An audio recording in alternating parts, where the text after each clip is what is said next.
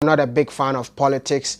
I don't like talking about politics. What I intend to do is to change the narrative of Africa by bringing you positive stories that are happening on the continent. You will never see Wodemaya working with any politician. You will never see Wodemaya being paid by a political leader to say something that is not true. Whatever you see in my videos or whatever I talk about in my videos are things that I've actually witnessed with my naked eyes.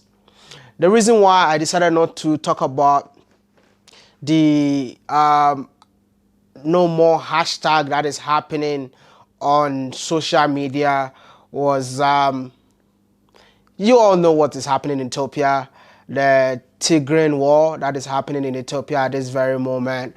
I'm not saying that something like this is not happening. Those of you who got my tweet wrongly, I was talking in terms of why I was scared of going to Ethiopia, to the extent that when I was going to from Congo to Ghana, I had to pass through what do you call it? I had to pass through Togo to Ghana because I was extremely scared just because of what I saw on BBC about what is happening in Addis Ababa. People telling me that, I mean, the news that I watched, they said, how do you call it? There is war in Addis Ababa, which made me scared of going to Ethiopia. The fact that I had to even decide not to sleep in Ethiopia for a night, so I had to fly directly to Ghana. And I was just passing through Ethiopia yesterday to my final country for the year. And in fact, I was in Ethiopia for 24 hours.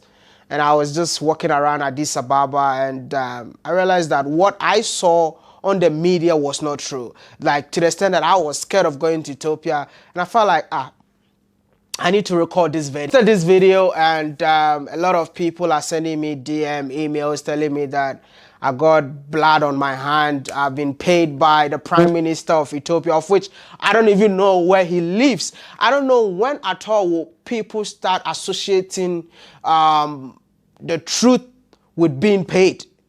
I don't get it. You know, I went to Rwanda, I promoted Rwanda. They said I've been paid by Kagame, and Kagame has a lot of blood in his hand. Like, all the time I get blamed. I don't even understand. Listen, I'm cool with all those things, but I just want to tell you that I just wanted to share my experience of being in Addis Ababa for 24 hours. It was not even a YouTube video. It was a Twitter video that I wanted to post just to let you guys know that this is what is happening in Ethiopia. All right? I mean, Addis Ababa is not the entire Ethiopia, but according to the news that we watch on BBC, they said the war is moving from the north to where? To Addis Ababa. And I was in Addis Ababa, and nothing of that sort was happening. That does not mean that I'm saying that there is no war going on in the north. I've never been there. And if it's something like this is happening, it must be resolved by the people of the country. Let me tell you something. It's only unity that will solve whatever that is happening in Ethiopia. It's time for all the tribes in Ethiopia to come together as one, right? To fight whatever is happening. Trust me, sometimes I say we need a tribalist Africa. People say that tribes are our identity, but tribalism has cost Africa so much. I'm not saying we are not proud to be who we are, but we are so divided because of our tribe, because of our religion, because of what we believe in, which is taking Africa back.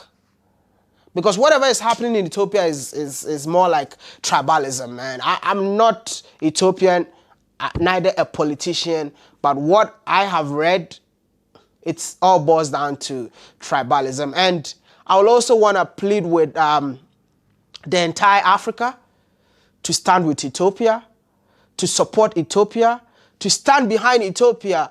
It was so sad to see the Zambian president tweeting that, what do you call it, he has to evacuate his people from Addis to Zambia, which makes me feel like the Pan-African spirit is dead. I feel like Kwame Nkrumah, Julius Nyerere, they will be in their graves and they will be crying that, is this what we started? the Pan-African spirit in Africa is dead. And that's what I said. They need to dissolve the AU.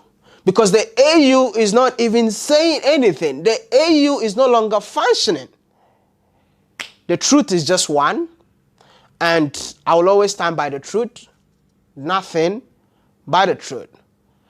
I stand with Ethiopia in terms of the no more saying that the world, the Western media is trying to make things worse in Ethiopia. But I'm also saying that, yes, there is war going on in Ethiopia, and the people of Ethiopia are the only people that can solve their own problem. Let's solve Africa's problem with Africa's solution. This is what we need.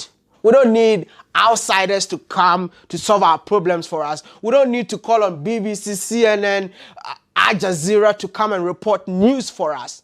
We need to start as Africans to report what is going on in our own continent. Once again, I stand with the entire Ethiopia. I never said I stand with Addis Ababa.